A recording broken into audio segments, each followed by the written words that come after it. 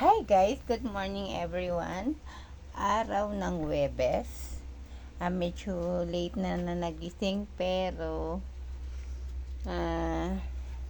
syempre pagluluto natin ang almusal ng ating Chonaki na nagtatrabaho dito sa bahay. At dahil si Rui ay walang pasok, hinayaan ko lang siyang matulog. Pero ako, 8 akong bumangon kasi meron kaming meeting ng 9 a.m. Kaya may group meeting kami dito sa bahay. Kaya aura-aura na. Pinagluto na ang anak ng almusal. At syempre ang ating almusal ngayon is nagprito tayo ng tostino guys. At saka syempre rice. Yan, nag-cooking tayo para sa ating mga chunakis ng pang almusal nila. Ang yung inay ay medyo masigla-sigla na, kaya nakaka-aura-aura na ng konti. Kaya syempre nag-init na rin tayo, nagpainit din na tayo ng tubig para sa ating inumin.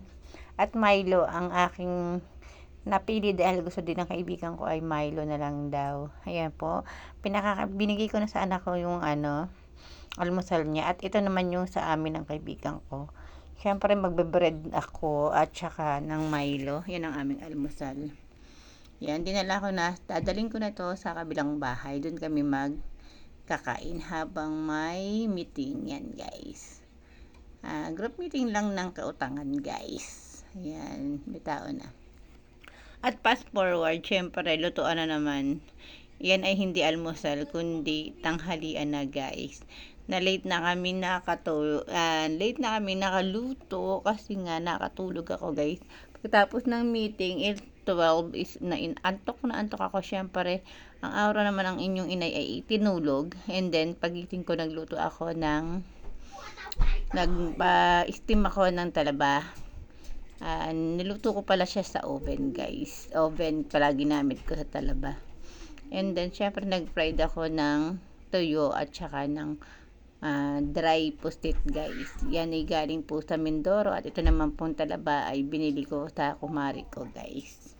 Yan, eating time na ng lunch yan guys. Nagdediretso na tayo ng voiceover guys. Yan, syempre kain na ng tanghalian. Talaba with tuyo. Yan guys. Yan po yung kaawrahan ko. Syempre, fast forward na naman guys. Dahil nga maaga akong talaga magluluto ng dinner. Yan, isang anuhan na lang yan. Nagluto ako ng dinner ng 4:00 kasi meron kaming Bible study guys. Yan, kala nyo puchero yan hindi. Ala lang, yan lang po yung available sa rep. Meron kaming repolyo, and then nakita ko meron pang 2 pitso. Yan na lang po yung niluto ko. Ginisa ko po with tomato sauce. Yan. Kung meron yan kamote at saka saging, pwede ng puchero yan guys. Pero dahil yan lang available, yan na lang po ang aking niluto for dinner para sa aking mga chunaki. Yes. Yan guys. At syempre, fast forward tayo ulit yan mamaya-maya dahil tayo ay aurahan ng inay. Ayun po, syempre maghapon kong ginawa, dinadrama-drama ko guys. Pinapaliwanag ko kung ano yung mga ginawa ko maghapon. Yan po yung kaganapan maghapon dito sa loob ng bahay guys. Yan, tapos na ako magluto guys. Siyempre, aurahan na dahil nga may Bible study, magbibihis na ako guys. And go tayo sa Bible study. Ayan, siyempre inaura ko din yung mga ka-Bible ko guys. Ayan ang aming pastor, siyempre si Ate China. At ayan, si Nanay Lenny, si Mami. Ayan, kami ay nagawain dito sa bahay ni Ninang Gigi. Si Mama Marina, si Tatang, kasama ko yung mag-Bible guys. Yan, ayan ang aming pastor guys. Thank you Lord sa gawain na dire-diretso po guys. Umaaura na ako kasi nakakadikit na ako. Wala na akong ubo. Yan. Yan po ang ninang floor ko guys ng Tree of Life. The Mission Team. Kasama namin si Kumare. Yan. Yan. Siyempre, after the Bible at gawain, si Nanay Lenny po yan.